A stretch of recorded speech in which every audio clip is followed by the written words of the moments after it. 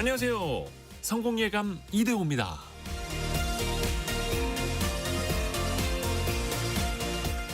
이름이 친숙하면 우리는 그것의 가치를 더 높게 보기도 합니다. 지난 2006년 미국 프린스턴 대학교 아담 엘터와 다니엘 오펜하이머는 미국 증시에 상장된 종목들의 티커와 회사 이름에 따라서 주가 수익률이 얼마나 차이 나는지 연구했습니다. 그 결과 발음하기 쉬운 이름을 가진 주식이 어려운 이름의 회사보다 상장 초기 수익률이 크게 높았다고 합니다. 2013년 발표된 클리프튼 그린과 러셀 제임의 연구에서도 마찬가지 결과가 나왔습니다.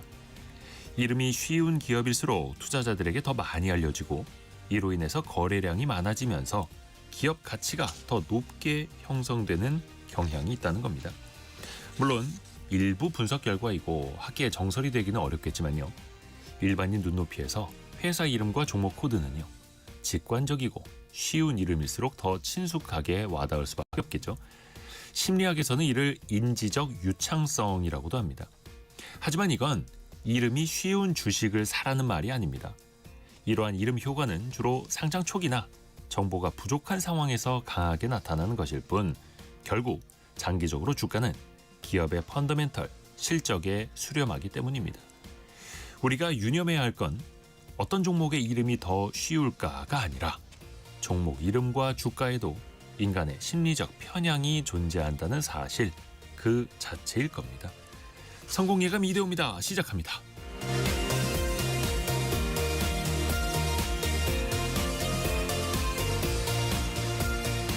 안녕하세요. 이대호입니다.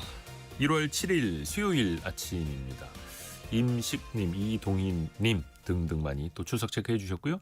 박복남님은 청취율 1등 가자 라고 보내주셨고요. 청취율 조사 기간이라고 하죠. 또 많이 도와주셔서 고맙습니다. 성공예감 이대호입니다. 오늘도 들어주셔서 감사합니다. 자, 오늘의 경제상식 퀴즈 정답은요. 숫자를 맞춰주시면 됩니다. 숫자. 축산물 품질 평가원에 따르면요. 월요일 기준으로 달걀 특란 한 판의 소비자 가격이 7,000원을 넘었습니다. 좀 안정세를 보이다가 최근에 다시 오름세를 보이더니 한 달 전보다 3% 넘게 상승한 거라는데요. 우선은 고병원성 조류 인플루엔자가 확산이 됐고요. 또 난각번호 4번으로 찍힌 그 예전 케이지 사육 방식의 퇴출이 예고됐다가 물량이 쏟아졌는데 이게 또 다시 유예가 되면서 공급이 줄어든 영향도 담겼다고 합니다. 그리고 다음 달 그 명절 소비도 겹치는 시기여서 당분간에 이 달걀 가격 강세가 좀 이어질 거다 이런 전망들이 나오고 있는데요. 여기서 문제는 이겁니다. 달걀 한 판에는 과연 이 몇 개가 들어갈까요? 달걀이 몇 개가 들어갈까요? 그 숫자를 맞춰주시면 됩니다. 참고로 요즘에 그 슈퍼마켓이나 마트에서 파는 그 작은 거 10개들 이런 거 말고요. 옛날 기준의 한 판을 맞춰주시면 됩니다. 자, 짧은 문자 50원, 긴 문자 100원이 드는 샵 9730 그리고 KBS 콩이 열려 있고요. 추첨을 통해서 다양한 선물 보내드립니다.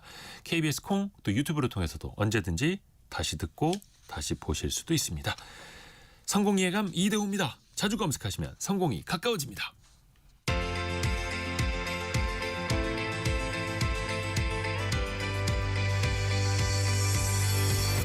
KBS 1라디오 성공예감 이대호입니다.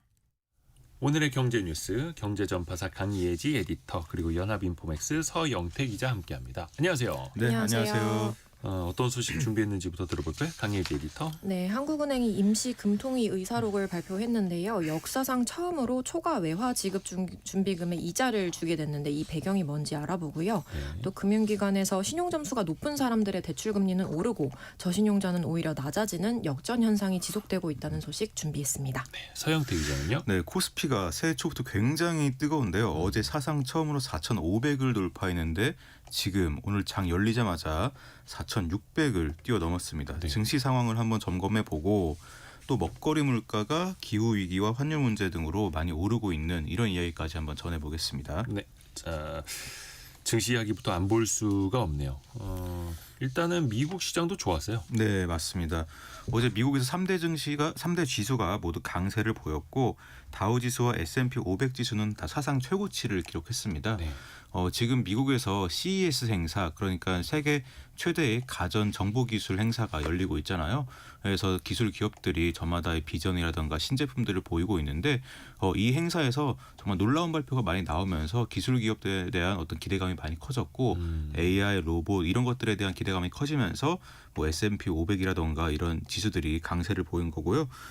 이러한 이슈가 이러한 투자 심리가 우리나라 장까지 이어진 것 같습니다. 그래서 장 초반에 지금 SK 하이닉스와 삼성전자가 3% 4%대 오르면서 지금 지수가 사상 처음으로 4,600선을 넘었습니다. 대단합니다. 오늘 삼성전자가 3.7%, 하이닉스가 4.5% 올라가고 있고요. 이게 어느 정도냐면 예전에 삼성전자 시가총액이 한 500조 원 그러면서 대한민국 1등이었잖아요. 지금 삼성전자 시가총액이 850조 원이고요.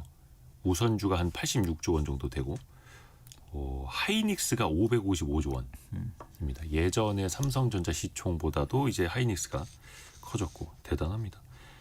이게 사실 우리 증시에서만 이렇게 반도체주가 강한 게 아니라 밤 사이에 샌디스크가 한 20여 %, 마이크론도 한 10% 또 폭등을 했고 삼성전자 하이닉스만 강한 건 또 아니죠. 요즘에 그 개인 투자자들의 매수세도 또 거세졌다면서요. 네, 맞습니다. 개인들이 어제 많이 지수를 끌어올렸고요. 지금도 좀 개인들의 어떤 기대감이 좀 있는 것 같아 보이는데 사실 어제 밤에 CES에서 구체적으로 무슨 일들이 나왔느냐 보면은 젠슨 황 있잖아요. 엔비디아를 이끌고 있는 차량용 AI 플랫폼을 선보였습니다. 차량용 AI 프로그램을 선보이면서 이제 AI가 결국 로봇이랑 결합되는 그런 시대를 열어갈 것을 보여줬고요. 또 AMD 역시도 앞으로도 수요가 굉장히 많을 것이다. 우리의 어떤 그래픽 처리 장치의 수요가 많을 것이고 AI 전망 밝다 이런 모습들을 보여주면서 굉장히 많이 올랐습니다. SK 하이닉스도 차세대 고대역폭 메모리 제품을 그저께 공개를 했고요. 그러면서 젠슨 황이랑 만난다는 보도도 나왔었고 뭐 이런저런 AI와 반도체 로봇에 대한 기대감들이 있는데 이뿐만 아니라 그동안 좀 상대적으로 소외돼 있던 소프트웨어나 2차 전지 업종으로도 어제 순환매가 나타났고 오늘도 뭐 전반적으로 다 나쁘지 않아 보입니다. 그리고 특히 또 코스피가 워낙 많이 오르고 있다 보니까 네. 여기에서 수혜를 볼 증권주도 굉장히 기대를 많이 모으고 있습니다. 그 CES 이야기 잠깐 하셨는데 잠시 후에 그 CES에 나가 있는 기자도 현장 전화 연결을 좀 해볼게요. 현장 분위기도 좀 대신 전해드리겠습니다. 증시가 또 많이 오르다 보니까 왜 그 거꾸로 하락에 베팅하는 ETF 상품들이잖아요. 가격이 완전 폭락했더라고요. 네, 맞습니다. 이 아찔하게 오를수록 하락하는 거 아니야? 하락에 한번 베팅해 볼까? 이런 생각들 많이 하면서 인버스 상장지수 펀드라는 거를 많이들 사세요. 네. 그런데 계속해서 증시가 오르다 보니까 이게 가격이 역으로 내리는 거죠. 지금 한 자산운용사 인버스 상장지수 펀드 가격을 보니까 2009년 9월 상장한 이후에 종가 기준으로 사상 최저가를 어제 기록을 했는데요. 아무래도 하락에 베팅하는 거다 보니까 코스피 지수가 높아질수록 인버스 상품의 가격은 하락 압력을 받을 수밖에 없습니다. 좀 눈길을 끄는 대목은 아무래도 ETF다 보니까 좀 개인들이 많이 하락 베팅하는데 이용하는데요. 개인들이 코스피 하락에 베팅하는 것은 아무래도 단기적으로 급등했으니까 조정 가능성을 염두에 두고 뭐 해지 목적으로 매수를 하거나 아니면 좀 단기적인 어떤 트레이딩을 하려고 매수를 하는 것을 좀 읽힙니다. 근데 다만 좀 인버스 ETF 같은 경우는 지수가 횡보하거나 또 이렇게 또 상승하거나 아니면 네. 등락을 반복할 때 이럴 때는 다 손실이 좀 누적될 수가 있으니까 그럼요. 주의가 좀 필요합니다. 그리고 이렇게 개인들이 지수가 떨어질 거야라고 예상하는 거랑 다르게 전문가들은 아무래도 중기적으로는 좀 낙관적으로 코스피를 보고 있습니다. 기업들의 실적 개선이 계속 이어질 것이고 또 유동성이 지금은 좀 여건이 괜찮잖아요. 앞으로 유동성 여건이 뒷받침될 거기 때문에 오랫동안에는요. 고점권에서 좀 변동성이 좀 보일 수 있어도 완만하게 상승하면서 조금 조정받고 또 상승하면서 또 조정받고 이런 흐름이 이어질 가능성에 좀 무게를 두고 있습니다. 그냥 막연하게 많이 올랐으니까 떨어질 거야. 국장은 역시 오래 못 가. 뭐 이렇게 거꾸로 투자하셨던 분들. 글쎄요. 원래 돈은 또 그래서 낙관론자들이 또 벌어가는 거거든요. 강예지 에디터가 준비한 소식도 들어볼게요. 한국은행이 초과 외화 예금에 이자를 준다. 이게 어떤 내용입니까?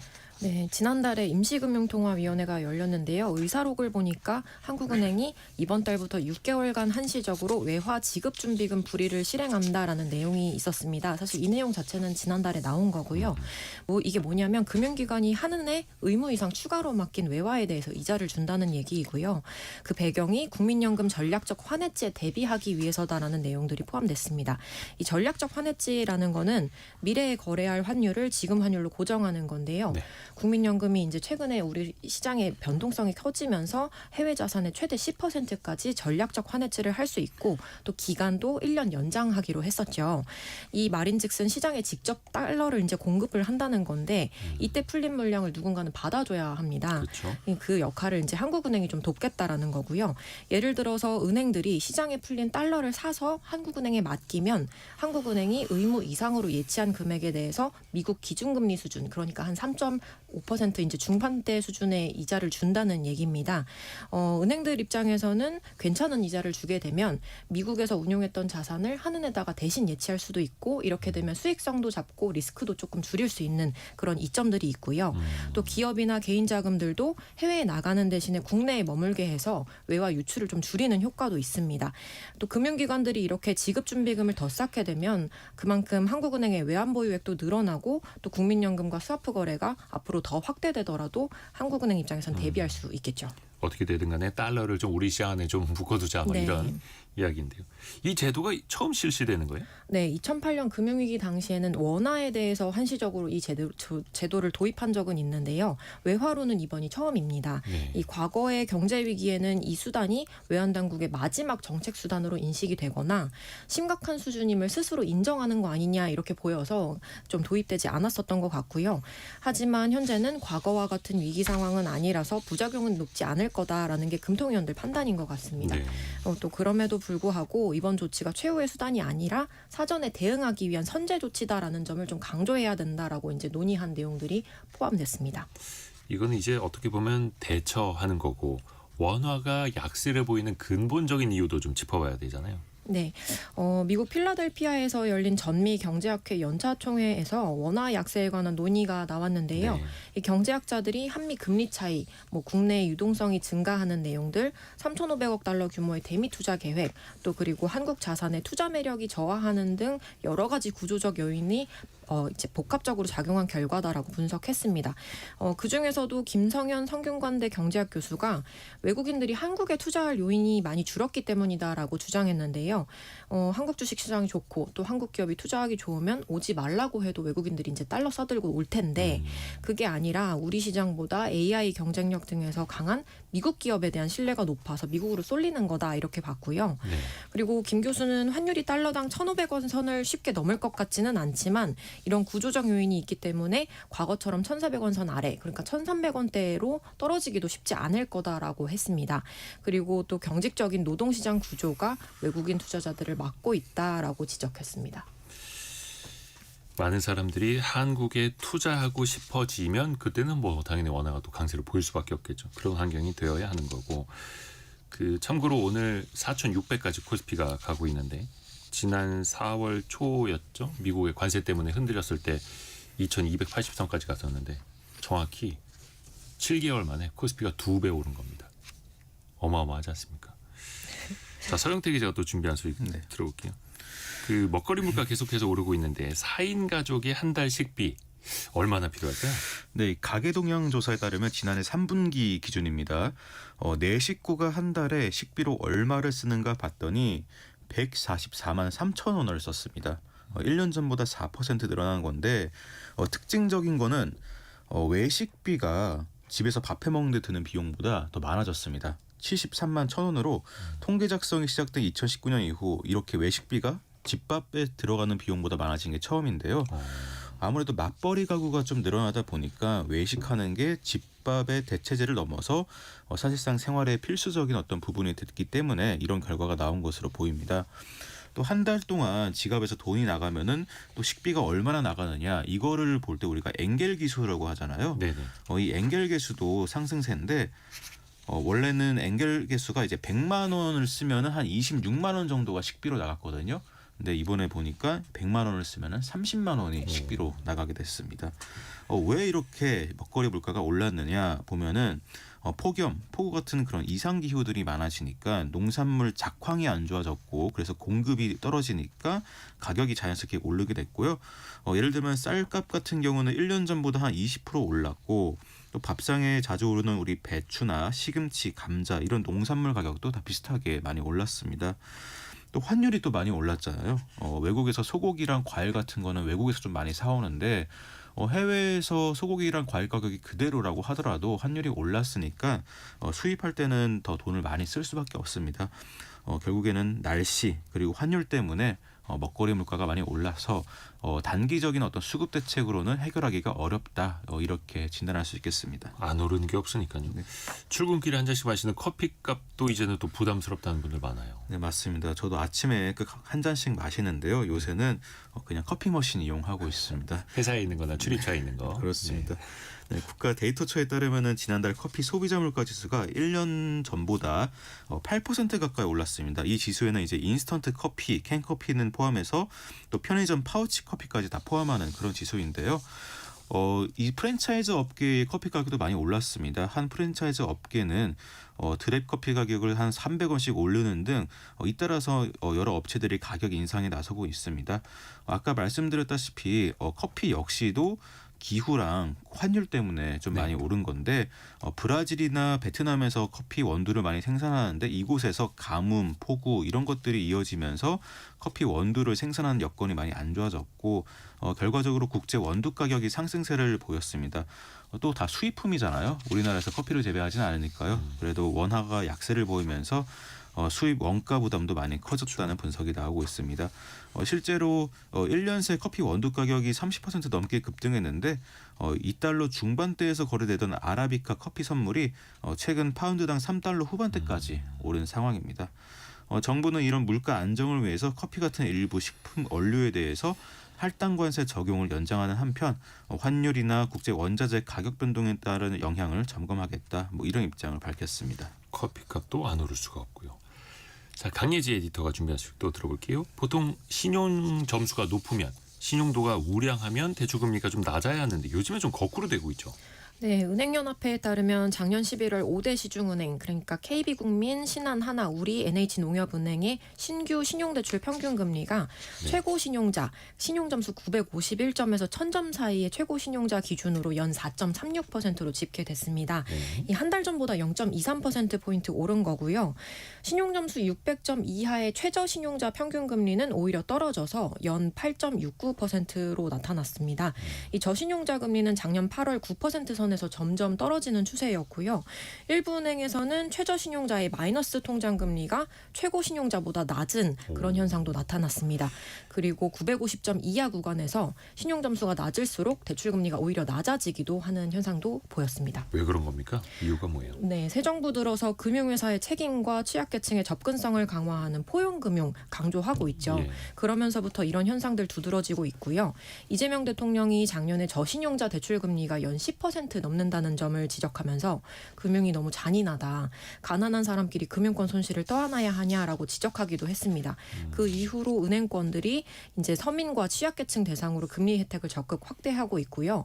올해 핵심 과제로도 포용금융을 내세우고 있어요. 그래서 인위적인 이런 정책들이 신용 질서를 흔들 수도 있고 고신용자들이 오히려 역차별을 받는 것 아니냐. 그렇죠. 그리고 도덕적 해이 일어나는 거 아니냐 이런 지적도 계속 나오고 있습니다. 안 그래도 방금 유연옥님이 요즘엔 꼬박꼬박 빚 갚는 사람이 바보예요 이렇게 보내주고 그러니까 열심히 신용점수 관리하는 사람이 오히려 또 박탈감을 느낄 수 있는 어렵습니다. 카드로는 어떻습니까? 네, 여신금융협회 자료를 보면 작년 1월부터 11월까지 총 15번 카드론에서도 금리 역전이 나타났습니다. 500점대와 600점대 그러니까 중금리의 그 중저 신용자들 사이의 신용점수 사이에서 대부분 일어났고요. 최저 신용자와 5, 600점대 사이에서 발생한 경우도 있었습니다. 이 대출뿐만 아니라 서민들 급전창구로 여겨지는 카드론이나 카드사 현금 서비스에서도 이런 금리 역전은 사실 계속 제기되었던 문제이고요. 이 금융권에서는 가계대출 관리 대책이라든지 이런 것들이 강화되면서 다중 채무자가 은행에서 카드사 대출로 넘어오면서 이런 금리 역전과 같은 왜곡이 생기는 것으로 분석하기도 합니다. 또 사람들은 조금이라도 싼 금리를 찾아서 또 금방금방 움직이니까요. 그 소득 하위 가구의 빚은 더 들어가고 있다고요. 네, 국가 통계 포털에 따르면 작년에 부채를 보유한 순자산 하위 20% 가구의 평균 자산이 약 6,500만 원입니다. 이 부채는 6,200만 원인데요. 그러니까 자산에서 빚이 차지하는 비율이 95%라는 이야기고요. 네. 코로나가 확산된 2020년 이후 최고치를 찍었습니다. 반면에 순자산 상위 20% 가구의 부채 비율은 2023년 17%에서 작년엔 16%로 낮아졌고요. 이 부채를 좀 살펴보면 금융부채와 임대보증금을 합친 것인데 하위 가구들 부채는 사실상 대부분 금융부채로 분석됩니다. 네. 그리고 이들의 재무 건전성이 나빠진 건 집값이 올랐기 때문으로 분석되고 있습니다. 이 과거에도 이런 담보대출이 부동산이 오르면 높아지는 추세를 보였었는데요. 이들의 평균 담보대출이 작년에 약 2,900만 원으로 1년 전보다도 20% 넘게 불어난 것으로 나타났고요. 결국 자산이 적은 가구일수록 집값이 오른 직격탄을 맞았다라는 분석도 나오고 있습니다. 경제전파사 강예지 에디터 그리고 연합인포맥스 서영태 기자 함께했습니다. 고맙습니다. 감사합니다. 감사합니다.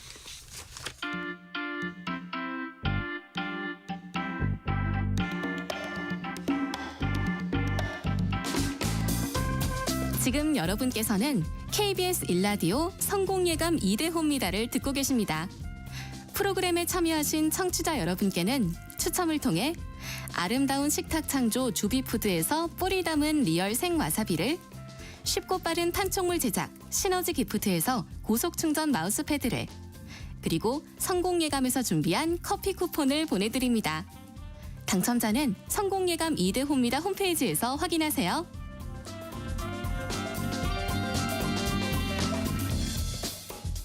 경제상식 퀴즈, 오늘은 숫자를 맞춰주시면 됩니다. 보통 한 판이라고 표현하는 달걀 개수는 몇 개일까요?가 오늘의 질문인데요. 최근에 달걀 가격이 좀 올랐다고 하죠. 고병화성 AI 확산되고 있고 또 산란계가 그래서 대규모 살처분되는 곳도 있고요. 난각번호 4번, 예전 그 좁은 케이지의 사육 방식의 그 규제가 유예된 걸 또 있는데요. 그 시장에 풀렸던 물량들이 또 모두 소진이 되면서 달걀 공급이 또 급감했다라는 것도 있고요. 해서 최근에 이 한 판 기준으로 7,000원대로 상승세다라는 소식을 좀 전달해 드리고 있습니다. 이 달걀 한 판에 몇 개가 들어갈까요?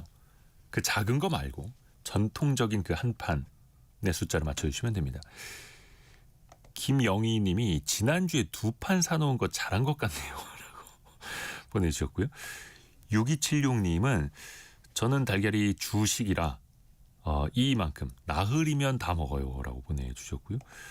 2356님은 제 나이도 이 숫자면 좋으련만이라고 보내주셨고요. 0225님, 저희 집은 부부와 아기가 하루 하나씩 매일 먹고 있어요. 없으면 못 살아요. 라고 보내주셨네요. 그리고 7362님이 지인 소개로 듣고 있는데요. 유익한 정보가 많아서 너무 유익합니다. 저도 사람들에게 성공예감 추천하고 있어요. 라고 보내주셨네요. 고맙습니다. 우리끼리만 알아야 되는데. 자꾸 소문내고 그러시면 부담되는데 그냥 주변에 딱 그 소중한 사람 한 500명씩한테만 소개해 주시면 그 정도면 딱 될 것 같습니다. 3238님, 어제 마트에서 판당 2,000원의 선착순 이벤트에서 오픈런으로 한 판 사왔습니다. 엄청 싸게 사셨는데요? 그런 기회가 있었나요? 이렇게 또 정보를 또 공유해 주셔서 감사합니다. 자, 우리가 흔히 생각하는 달걀 한 판에는 몇 개가 들어가 있을까요? 짧은 문자 50원, 긴 문자 100원이 드는 샵 9730, 그리고 KBS 콩이 열려 있습니다.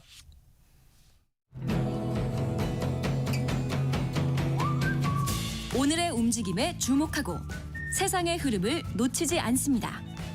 여러분의 내일을 응원하며 성공의 열쇠를 함께 찾아갑니다. 성공예감 이대호입니다. 항상 이맘때 되면 올해는 금연해야지 하시는 분들 많지 않을까요? 실제로 많이 줄었습니다. 지난해 기준으로 성인의 흡연율이 약 17% 계속 감소하고 있는 건데요. 그런데 한 15년, 20년 전까지만 해도 은행에서도 담배를 피우고 고속버스에서도 담배를 피우고 그러던 시절이 있었죠. 라떼 경제사로 거슬러 한번 가보시죠. 경제 전문 뉴미디어 어피티의 김정인 이사와 함께합니다. 안녕하세요. 안녕하세요. 흡연과 금연 문화. 그러면 처음으로 우리나라에 담배라는 게 들어온 게 언제일까요? 그 임진왜란 때 들어왔다고 보는데요. 그 조선시대에는 남령초라고 불렀다고 합니다. 왜냐하면 남쪽에서 들어와가지고. 남령초. 네. 근데 이제 들어왔을 때부터 좀 선풍적인 인기를 끌어서요. 뭐 신하들이 어전에서도 담배를 피우고 이제 17세기 중반에 하멜 표류기에 등장한 내용은 조선에서는 4살, 5살짜리 어린애들도 담배를 피운다고 이제 기록이 남아 있어요. 4-5살 어린이가 담배를 피웠다고요? 네, 좀 놀라운데 어떻게 이제 그 정도까지 됐냐면은 이제 일단 처음에는 약이라고 생각을 했습니다. 이제 소화불량 없애주고 기침 없애준다고 생각을 해가지고 담배를 피우면 기침을 없애준다. 네, 조선시대 얘기입니다. 네, 예. 소화제나 진해거담제 먹듯이 이제 그렇게 좀 소비를 했던 것 같은데 물론 이제 조금 이제 차이는 있을 것 같아요. 왜냐하면 그때 지금 담배에 사실 이제 화학물질들이 많은 게 들어가잖아요. 근데 그때는 뭐 그런 거는 없었으니까. 다가 이제 모두가 그렇게 생각을 하다가 니코틴에 중독이 된 거죠. 근데 이제 한국 토양에 굉장히 잘 맞아가지고 재배가 폭발적으로 늘었다고 합니다. 그래서 그러다가 18세기가 됐을 때는 당시에 이제 전쟁으로 무너진 신분 질서를 세우기 위해서 담배 예절을 좀 이제 기강 잡는 수단으로 쓰기도 했고요. 담배 예절. 네, 그래서 어른 앞에서 담배 피우는 거를 조심하게 된 게 좀 그때부터인데 그러다가 이제 1876년에 조선하고 일본 사이에 항구를 좀 열겠다는 강화도 조약이 맺어진 직후에 공장제 대량 생산 담배인 권련이 바로 이제 들어옵니다. 권련이 뭐냐면 지금 잘게 썬 담뱃잎을 종이에 말아서 만든 그 담배 형태를 모두 이제 권련이라고 하는데요. 안 그래도 흡연 문화가 있었는데 더 편리하고 효과가 강한 제품이 들어오니까 시장이 이제 휩쓸고요. 초기 수입 담배 중에 가장 인기가 있었던 브랜드가 일본산 히로, 이제 미국산 올드, 중국산 칼표 뭐 이런 게 있었다고 합니다. 이 중에서 일본 무라이 형제상의 히로가 1879년 부산 개항 이후 들어와가지고 완전히 전국을 휩쓸었다고 합니다. 아니 그러면 조선시대 그렇게 많은 사람들이 흡연을 할 정도였으면 담배값이 그러면 되게 쌌던 거예요? 그렇죠. 왜냐하면 일단 재배를 했으니까 18세기에 재배가 확대되면서 거의 가격 자체도 좀 대중화됐고 그리고 밭에 가서 그냥 따오면 되는 수준이기도 그 했던 것 정도로 같습니다. 흔했다는 거예요. 네, 근데 개항기 이제 권련 들어와서는 시장이 실제로 형성이 된 이후에는 정확한 이제 가격 수치는 나와 있지 않은데 이제 문헌을 좀 보면 유추할 수는 있어요. 도시 조선인의 상류층 중심으로 소비가 되었다고 하고요. 1900년대 들어오면서부터는 좀 이제 정확한 가격이 보이는데 이제 뭐 한 10원, 10전 정도 했던 것 같습니다. 굉장히 국민 필수품이어가지고요. 1890년대 말 독립신문이 만든 물가지표의 기준 품목으로 담배가 들어갈 정도였습니다. 이제 10전이면은 설렁탕 한 그릇 가격이거든요. 근데 이제 뭐 설렁탕 한 그릇 가격이면 한 개만 들어있지 않으니까 좀 소확행, 뭐 스몰 럭셔리 이 정도로 좀 이제 감당할 수 있는 사치 이 정도 됐던 것 같아요. 감당할 수 있는 사치 이게 1900년대 초반 이야기고요. 네. 국산 담배라고 할 수 있는 건 언제쯤 나왔을까요? 1883년에 개화파 주도로 우리나라에도 이제 최초 근대적인 담배 제조회사 순화국이 세워졌는데요. 이게 사실 KTNG의 기원입니다. 순화국. 네. 이게 2017년 이전에는 요게 증명이 안 됐다가 2017년에 새롭게 이제 문헌이나 이런 게 발견되면서 새로 이제 등장한 새로 이제 발견된 사실이에요. 그래서 우리나라 관련 시장 특징을 좀 얘기해 보면 사실 이제 굉장히 좀 어떻게 보면 애국하고 있다라고도 볼 수가 있어요. 사실 미국 필립 모리스나 영국, 일본 글로벌 탑3 회사가 세계 관련 시장의 절반 이상 점유율을 차지를 하고 있는데 우리나라처럼 로컬 기업이 내수 시장 점유율 60%를 넘는 거는 세계적으로 좀 드문 케이스입니다. 전매 사업 덕분이기도 한데 이 전매 사업은 한국 전쟁 때도 이어지면서 국가 재원 역할을 좀 했었고요. 또 수출도 많이 했잖아요, 담배를. 네, 맞아요. 1960년대부터 수출이 본격화됐는데 사실 이제 권련이라는 어떤 담배 형태의 상품이 수출이 됐다기보다는 담배잎, 잎담배라고 하는데 잎담배 수출이 본격화된 겁니다. 그래서 64만 킬로그램 담배잎이 서독으로 수출되었다는 문구가 이제 산업통상자원부, 요게 1960년대 얘기예요. 산업통상자원부 문서에 좀 남아 있습니다. 그때는 이제 이것저것 첨가해서 더 퀄리티를 높게 만드는 기술이나 브랜드는 사실 좀 없다시피 했고요. 근데 다만 담배잎, 잎담배 수출은 굉장히 잘 되는 편이었는데 왜 그러냐면 당시 기술로서는 기계화 농사가 좀 어려운 그 농사였어요. 담배잎이. 그리고 수제로 따고 수제로 말리고 하는 편이 퀄리티가 훨씬 높았는데 노동 집약형 농업이었는데 이제 우리나라 사람들의 인건비는 좀 저렴했고 많이 저렴했고 이제 그 인건비에 비해서 사람들이 이제 생산성이나 성실성이나 이런 것들은 굉장히 좀 컸고 그리고 정부 정책으로는 외화를 획득하기 위해서 농가의 비료나 인건비를 좀 보조를 많이 해줬었고요. 이 전매청이 수확한 잎담배는 또 전량 수매를 해줬습니다. 그래서 이제 수출이 굉장히 잘 됐고요. 이 완제품 관련 수출은 언제부터 시작했냐면 1980년대 후반부터 시작했습니다. 첫 수출된 관련이 솔이에요. 솔. 솔담배. 네, 중동 지역에 수출하는 것으로. 예전에 저희 외할머니 살아 계실 때 솔담배 많이 태우셨었는데 60년대부터 80년대 사이에 수출을 많이 했던 거네요. 또 네. 우리나라 환경에도 잘 맞았었고. 네. 근데 이제 이게 국가의 주요 산업이고 한때는 외산 담배 피우는 게 사회적 막 문제됐던 적도 있고요. 네. 국산 담배를 애용합시다 캠페인 되게 많았었거든요. 1980년대에는 외산 담배 배격 운동이 있었던 것으로 이제 저도 이제 봤는데 이게 1986년하고 88년에 걸쳐 가지고 담배 시장이 개방이 됐어요. 그러면서 이제 수입 담배, 양담배라고 그때 이제 표현을 했는데 네. 이 양담배가 물밀듯이 밀려 들어옵니다. 이때 담배뿐만 아니라 이제 시장이 개방이 되면서 사실 신토부리 운동이 좀 있었잖아요. 담배를 포함해서 국사품부 애용 운동이 좀 일어났었죠. 그래서 공무원이나 사회지도층이 양담배를 피우다가 걸리면 굉장히 이제 큰 일로 이제 사죄를 해야 되는 분위기도 있었습니다. 근데 사실 나라 빚이 좀 크던 시절이고 이제 국가에 돈을 벌어다 주는 시절이니까 어떤 뭐 이해가 가는 측면도 있죠. 그래서 이제 당시 신문에 보면 에피소드들이 나와요. 이제 국산 담배값에 양담배를 이제 넣어가지고 피우다가 걸리는 일들도 좀 많았고요. 기사들도 보면은 이제 좀 국내에서 시판되는 유명 수입 담배 첨가물이 국내 담배보다 훨씬 더 좀 독하다 이런 기사도 굉장히 좀 많이 나왔었고요. 또 국내 담배 브랜딩도 관련 브랜딩도 좀 이런 분위기를 반영을 하고 있는데 국내 담배 이름이 88이라든가 한라산 이런 식으로 우리나라의 어떤 그 고유의 이미지를 강조하는 브랜딩이 좀 진행되기도 했습니다. 저 어릴 적에는 뉴스에서 그 양담배 그 단속하는 뉴스들도 많이 나왔었어요. 그래서 그때 단속하는 사람들이 무슨 뭐 연기의 색깔 모양만 봐도 양담배인가 하나 뭐 이런 얘기도 있었는데 그게 맞는지는 모르겠고요. 그 정도로 심했다라는 거죠. 그 당시만 해도 공공장소에서 흡연을 하는 것도 되게 자연스러운 일이었어요. 네, 그래서 어딜 가나 이제 그 공간에 벽걸이 시계만큼이나 필수품이었던 게 잿더리. 잿더리. 예, 어딜 가나 잿더리가 있었던 기억이 저도 어렴풋이 집집마다도 납니다. 있었어요. 가정에서도. 네, 그래서 1990년대 초반까지만 해도 시외버스에서는 뒷좌석이 흡연석으로 지정이 되어 있어가지고 예. 이제 좌석마다 좀 잿더리가 있었던 기억도 나요. 자서 손잡이 옆에 잿더리. 네, 손잡이 옆에 이렇게 예. 하면 잿더리가 좀 있었던 기억이 납니다. 은색 뚜껑 있는 거. 네, 비행기에서도 이제 흡연석이 별도 지정되어 있을 정도로 이제 흡연이 예. 너무 당연했고요.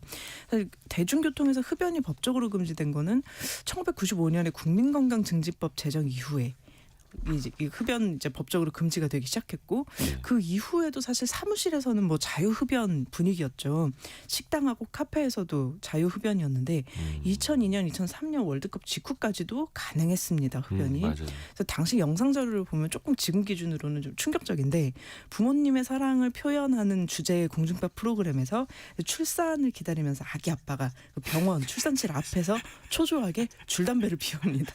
병원에서. 네, 그리고 드라마 식당 장면이 나오면은 아이들과 밥을 먹으면서 담배를 피우다가 이제 밥그릇에 담배를 비벼서 끄는 거에 자연스러운 일상 풍경으로 좀 담겨 있기도 하고요. 그러니까 의식 수준이 지금처럼 이제 높지 않았던 시절이 있기도 했었고 그때는 2000년대 초반까지만 네. 해도 그 은행에 손님이 오시면은 창구에서 은행 직원이 담배 권해드리고 네. 은행 직원이랑 손님이랑 맞담배 피우면서 상담하고 자연스러웠습니다. 특히 네. 또 보도국에서는 기자들이 줄담배 피우고 있고 막 그래서 너구리 잡는 곳인지 여기가 뉴스 만드는 곳인지 헷갈릴 정도였던 그런 시절이 있었습니다.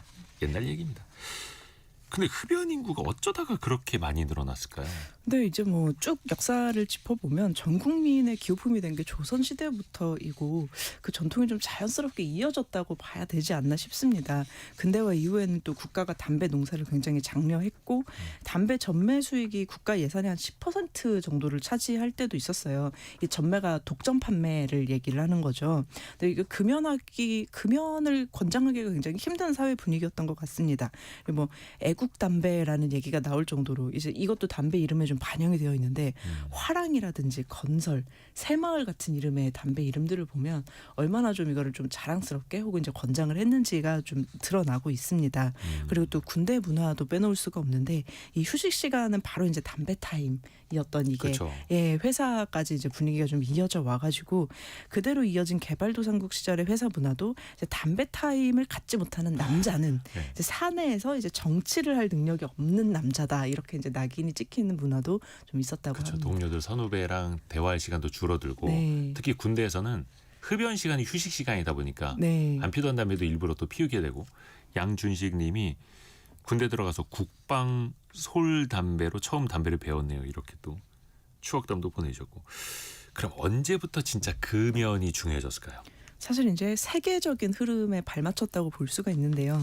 1980년대부터 WHO가 담배를 예방 가능한 사망의 주요 원인으로 규정을 했고 또 각국의 금연 정책을 촉구를 했는데 이때 우리나라한테 특별히 뭐라고 굉장히 많이 했던 것 같아요. WHO가. 지금과 좀 달리 슬픈 얘기입니다만 지금과 달리 국제기구가 그래도 약간 힘이 있고 명분을 좀 세우면은 이제 각 나라들이 협조를 좀 하던 시절이었어요.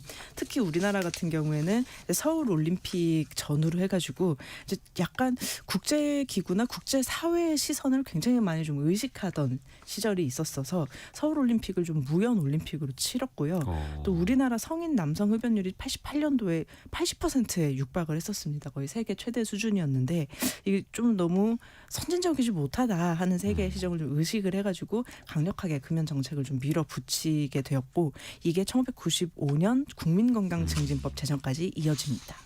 권혁중 님이 담배 일발 장전 군대 갔다 오시면 다 아실 겁니다. 뭐 훈련소에서도 마찬가지고 그때 다 같이 담배 태우면서 휴식하는 시간이었는데 근데 요즘에는 군대에서는 그 보급으로 안 주고 뭐 사서 피우라고도 한다 하더라고요.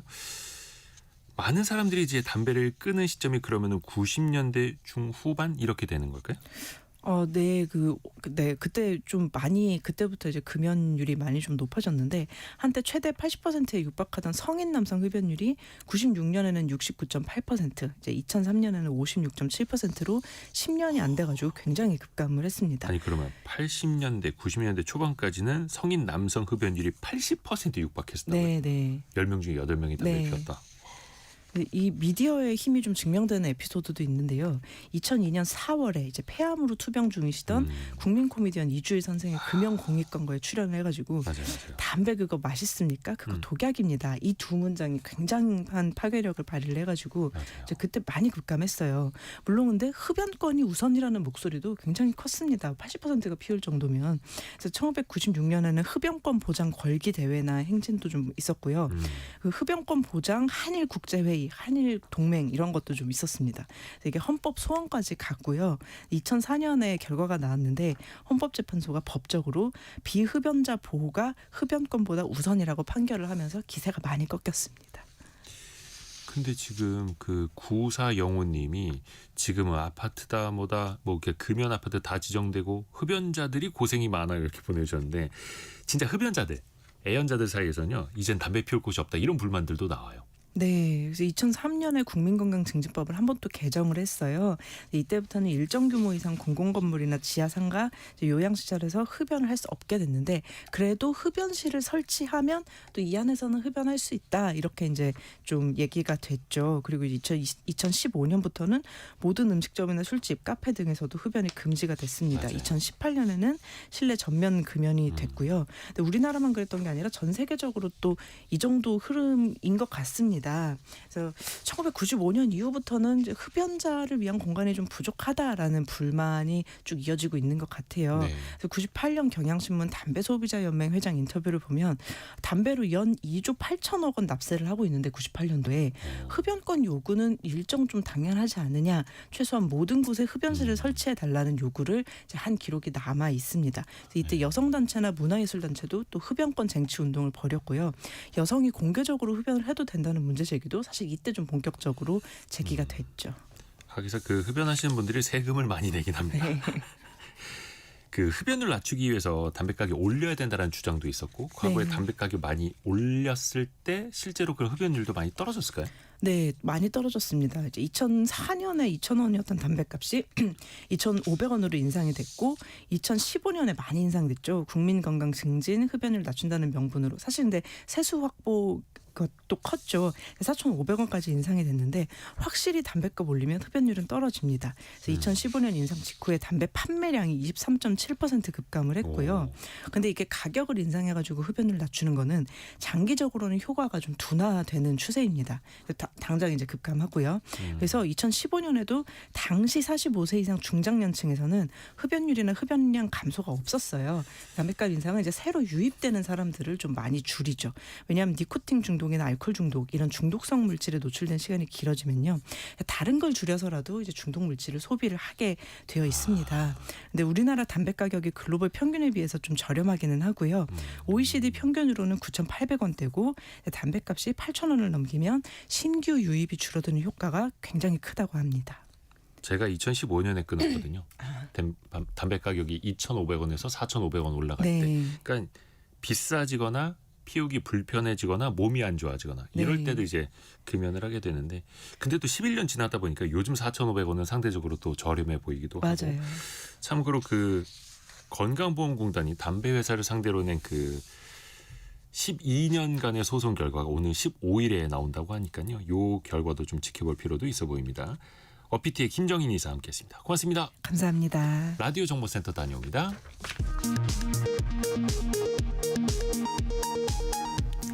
중국을 국빈 방문 중인 이재명 대통령이 어제 상하이를 찾아 천지닝 당서기와 만찬을 진행했습니다. 이 대통령은 양국 국민 사이 근거 없는 오해를 최소화하고 우호 감정을 살려야 한다고 강조했습니다. 의사 수가 최대 11,000명 부족하다는 정보산하위원회의 결론을 놓고 의대생과 학부모 단체는 추계의 회의가 졸속으로 진행됐다고 반발하고 있고 시민단체는 추계 절차를 흔들지 말라는 상반된 입장을 내놨습니다. 전국 장애인 차별 철폐연대가 더불어민주당 김영배 의원의 시위 유보 제안을 받아들여 오는 6월 지방선거까지 지하철 탑승 시위를 중단하기로 했습니다. 트럼프 미국 대통령이 이번 마두로 베네수엘라 대통령 체포를 통해 다시 한번 미국의 강한 군사력이 입증됐다고 말했습니다. 베네수엘라 석유 이권을 확보하겠다는 의지도 노골적으로 드러냈습니다. 지금까지 라디오 정보센터 뉴스 정한나였습니다. 세계 최대 IT 박람회 CES가 라스베이거스에서 열리고 있는데요.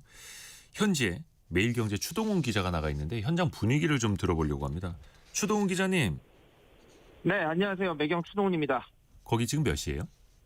네, 여기 제가 있는 이곳은요, 미국 라스베이거스입니다. 현지 시간은 오후 4시 45분을 지나가고 있습니다. 해가 지금 뉘엿뉘엿 지고 있는데 오늘을 개막식을 포함해서 첫째 날 행사가 마무리되고 있는 중입니다. 또 거기 낮 시간에 취재하고 또 한국 시간에 맞춰서 기사 송고해야 되고 또 전화 연결도 해주셔서 고맙습니다.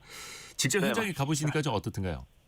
2026년의 CES는요, 또 작년과 사뭇 다른 분위기입니다. 사실 제가 작년에도 CES 행사를 왔었는데요. 네. 올해 CES는 말 그대로 혁신이 실제 제품으로 튀어나왔다라는 분위기가 물씬 느껴지고 있습니다. 전 세계 160개국의 4,500개 기업이 참가를 했는데 네. 글로벌 빅테크 기업부터 스타트업까지 기술 격차보다는 아이디어 경쟁이 두드러지는 모습입니다. 특히 이번에는 피지컬 AI에 많이 또 방점이 찍히더라고요. 기존에 뭐 생성형 네, AI에서 한 발 더 나아간 거잖아요. 그렇습니다. 사실 생성형 AI라는 것은 스마트폰이나 태블릿, 이런 PC 화면 속에 갇혀 있는 것이었다면 피지컬 AI라는 것은요, 화면 안에 있던 AI가 이제는 구체화되고 손과 발로 만들어진다라는 것입니다. 그게 CES 2026의 가장 큰 화두다라고 해도 과언이 아닌데요. 올해는 AI가 화면을 벗어나 현실 세계로 나오는 원년이라고 평가가 되고요. 이러한 피지컬 AI를 대표하는 로보틱스와 관련된 전시가 굉장히 많았습니다. 또 첫날 엔비디아 젠슨 황 CEO의 기조 연설도 역시 주목받았잖아요. 그 자율주행차 출시도 이야기를 했어요. 그렇습니다. 이 젠스명 CEO가 작년 기조연설에도 나왔었는데요. 지난해 피지컬 AI가 본격화될 것이다라고 이야기를 했었고 1년이 지난 지금 이 시점에도 구체적으로 이야기를 했습니다. 말씀해 주신 대로 이 자율주행 AI 모델 이 알파마요라는 것을 공개를 했는데요. 이르면 올해 상반기 아니면 더 이르게 1분기면은 이것을 자율주행 모델로 로보택시로 출시하겠다라는 발표를 했습니다. 일단 벤츠와 손을 잡고 하겠다라고 이야기를 했었는데 그리고 오늘 젠슨항 CEO는요. 정의선 현대차 회장과도 만남을 가졌습니다. 그만큼 많은 완성차 기업들과 협력을 통해서 피지컬 AI를 구체화하고 현실화하는 데 젠슨항 CEO의 주도가 굉장히 눈에 띄는 상황입니다. 엔비디아가 자율주행, 그 피지컬 AI의 인프라 역할을 하겠다라고 했는데 실제 올해 1분기 안에 엔비디아발 자율주행차를 볼 수 있다. 이것도 또 기대가 되는 지점이고요. 그 현대차 그룹이 사실 이번에 자동차보다는 휴머노이드 로봇에 조금 더 집중을 좀 하더라고요. 네, 그렇습니다. 현대차는 어제 행사를 가졌습니다. 미디어 행사를 가졌고 제가 다녀왔었는데요. 그 행사에서 현대자동차라는 기업이 자동차를 한 대도 보이지 않았습니다. 이게 굉장히 놀라운 변화이고 현대차가 지향하는 바를 보여준다라고 상징을 하고 있는데요. 현대차는 이번 CES에서 AI 로보틱스 전략을 전면에 내세웠습니다. 어제 전시회에서도 계속해서 로봇을 계속해서 보여주면서요. 시장에서 이제 현대차는 자동차 기업이 아니라 움직이는 모든 것을 다루는 로보틱스의 전문 기업이다라고 발표를 했습니다. 이르면 2028년부터 연간 3만 대 규모의 로봇 생산을 생산을 하겠다라고 이야기를 했었고요. 이러한 계획에 맞춰서 앞으로는 로보틱스 역량을 강화하겠다라고 강조를 했습니다. 또 어제 공개된 새로운 내용은요. 구글의 AI 전문 기업이죠. 딥마인드와 협력해서 피지컬 AI의 두뇌라고 할 수 있는 핵심 기술을 확보하겠다라는 것도 발표를 했습니다. 앞으로는 현대차가 자동차 회사가 아니라 움직이는 기계를 만드는 회사로 정체성을 확장해 나간다라고 보시면 될 듯합니다. 현대차가 공개한 그 로봇 영상도 저희가 그 유튜브나 아니면 보이는 라디오로 보실 수 있게끔 저희가 영상 올려드리고 있고요. 그 최근에 주가도 많이 반응을 하고 있습니다. 현대차에서 전통적인 그 자동차뿐만 아니라 로봇 쪽으로도 이제 같이 뭐 생산 라인에 투입을 한다 이런 소식 전해지니까 현대차 주가도 굉장히 또 강세를 보이고 있고요. 특히 근데 로봇 분야에서 중국 기업들의 존재감이 또 높아지고 있잖아요. 어떤 기술들 선보였나요? 중국 기업들은? 네, CES가 중국 기업들의 판이 되고 있다라는 말이 나오고 있는데요. 네. 실제로 중국 기업들이 올해에도 로봇으로 존재감을 키웠습니다. 중국 로봇 기업만 149곳, 전체 로보틱스 참가 기업의 4분의 1이 중국이었습니다. 휴머노이드뿐만 아니라요, 바퀴형, 이족 보행 로봇 등 여러 가지 형태의 로봇을 내놓았습니다. 또한 보안, 헬스케어와 같은 여러 서비스로도 용도를 확장한 것이 눈에 띄었는데요. 공장의 인베디드 로봇까지 포함해서 다양한 형태의 로봇을 선보이면서 중국이 앞으로 로보틱스 시장에서도 굉장히 큰 영향력을 보여줄 것이다라는 점을 확인시켜줬습니다. 그리고 또 원래 CES가 가전 전시회로 시작한 거였잖아요. 그래서 항상 삼성전자, LG전자, TV나 세탁기나 냉장고나 어떤 걸 선보일까도 많이 주목을 받았었고 올해는 어떻습니까? 네, 삼성전자, LG전자 하면 국내를 대표하면서 전 세계를 대표하는 가전 기업이라고 보시면 될 것 같습니다. 두 회사 모두 크게 부스를 차렸었는데요. 이번에도 역시 AI가 접목됐습니다. 작년에도 AI 이야기를 안 하진 않았는데요. 올해 같은 경우에는 AI가 실질적으로 삶에서 어떻게 도움을 줄 것인가를 보여줬습니다. 삼성전자는요, AI 홈 플랫폼을 이용해서 집 전체를 하나의 AI 시스템처럼 작동하게 만들었고요. LG전자는 집안일에서 해방하자라는 메시지를 던지면서 이 가사 로봇, 청소 로봇, 정리 자동화 기술을 강조를 했습니다. 앞으로 AI는 똑똑한 기능이 아니라 생활 파트너로서 여러 가지 어려운 것들 덜어주고요. 편리하게 해준다라는 점을 삼성전자, LG전자도 분명히 보여줬습니다. 가전제품 만들던 회사가 가사 로봇 만드는 게 참 자연스러워 보이기도 하고요. 그리고 또 이번에 한전하고 수자원공사 같은 그 에너지 공기업이 또 CES에 참여를 했더라고요. 어떤 걸 보여주는 겁니까? 그렇습니다. 기업 같은 경우들은 당연히 참가를 하는 거고요. 정부기관이나 여러 단체에서도 참석을 많이 했습니다. 눈에 띄는 것, 바로 이 한전과 수자원공사와 같은 에너지 공기업도 참가했다라는 것인데, 이 AI 시대의 핵심 인프라, 바로 이 전력이라는 것이 눈에 띄는 상황입니다. AI와 로봇들이 더 많이 사용되면요, 데이터 센터를 비롯해서 전기를 많이 소비한다라는 것입니다. 그만큼 에너지 기업들이 뒤에서 에너지를 생산해주고요, 산업의 중심이 될 수 있다라는 점, 것처럼 어찌 보면은 어려움을 겪어왔었던 수자원공사 같은 곳에서 미래 먹거리를 찾는 것, 이러한 CES를 통해서 그리고 AI 기술을 통해서 이루어질 수 있다라는 점도 눈에 띄었는 상황이었습니다. 또 현장에서 봤을 때 왜 항상 이색적인 제품들 나오잖아요. 어떤 게 좀 눈에 띄던가요? 정말 재미있는 게 많았었는데요. 말씀드린 대로 피지컬 AI가 대세였다라고 말씀드렸잖아요. 피지컬 AI에서 눈에 띄는 게 있었습니다. 프리메크 AI라는 곳에서는요, 이 화장실 청소 로봇을 만들어서 이러한 것들을 또 만들 수 있다라는 걸 보여줬고요. 유니트리라는 로보틱스 기업은요, 이 복싱 로봇을 전시했습니다. 그리고 이 관람객들과 1대1로 스파링을 할 수 있는 기회를 줬었는데요. 이 유니트리라는 곳은 정말 많은 사람들이 몰릴 만큼 이슈와 화제성을 다 잡았었고요. 이렇게 로보틱스들이 올해는 CES에서 많은 화두를 던지고 있습니다. 역시 로봇. 그러면 사실 혁신적인 제품들을 선보이는 장이 CES인데 그걸 우리 일상에서 보려면 또 얼마나 걸릴까요? 네, 작년이나 재작년만 하더라도요, AI라는 것이 어떻게 써야 될까에 대한 고민이 있었다면 앞으로는 어떻게 써야 될지는 알겠고 언제쯤 쓸 수 있을까에 대한 고민을 시작할 것 같습니다.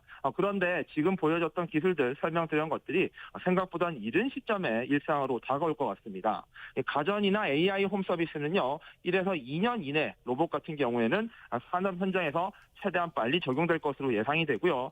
자율주행과 휴머노이드 같은 경우에도 이미 시범 운영이 되고 있는 만큼 생각보다 이른 시점에 AI가 우리의 삶 속에 침투할 수 있다라는 것, 이 CES 2026에서 다시 한번 확인해 볼 수 있었습니다. 그렇죠. 생성형 AI는 이제 우리 일상이 됐고 또 미국 업체들은 26년도부터 고객에게 순차적으로 휴머노이드 로봇을 발송해준다 이런 업체들도 지금 나타나고 있고요.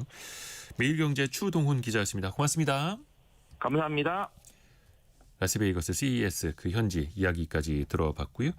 오늘 우리 증시 아까 4,600선 돌파했다라는 소식도 전달해 드렸는데요. 좀 차익 실현 물량들 나오면서 상승폭이 조금은 낮아지긴 했습니다. 하지만 현재도 한 30포인트, 0.65% 정도 오른 4,555포인트 정도 이어지고 있고요. 코스닥은 0.8% 내린, 코스닥은 좀 힘을 못 쓰는 그런 흐름입니다. 현재 삼성전자, SK하이닉스가 2%대 강세, 그리고 아까 CES 이야기를 좀 들었던 현대차는 6.8%, 거의 7% 가까운 강세를 보이고 있습니다. 원달러 환율은 1,448원대 해서 최근에는 1,440원대 후반에서 좀 안정되는 환율 흐름 이어지고 있고요. 자, 이제 1부 마무리하고 2부로 넘어갑니다. 최근에 한중 정상회담이 열렸죠. 최근에 한중 관계 그 이후까지도 또 중일 관계까지도 같이 또 내다보는 시간 잠시만 기다려주시면 만나보실 수 있습니다. 뉴스 들으시고요. 10시 5분에 금방 다시 돌아옵니다.